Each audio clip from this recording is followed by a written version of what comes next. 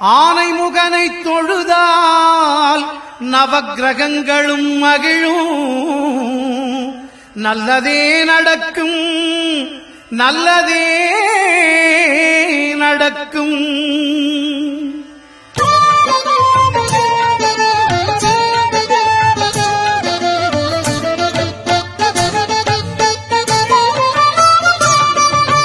ஒன்பது கோளும் ஒன்றாய் காண அங்கு கற்பகம் என்னும் கடவுளின் மெய்யில் ஒன்பது கோளும் ஒன்றாய் காண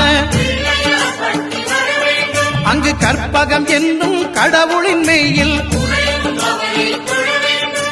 சூரியன் முதலாய் 9 கிரகமும் பலவித குணங்களை கொண்டிருக்கும். எங்கள் கற்பக தருவில் அவை வரும்போது ஒன்றாய் சேர்ந்து பலனளிக்கும்.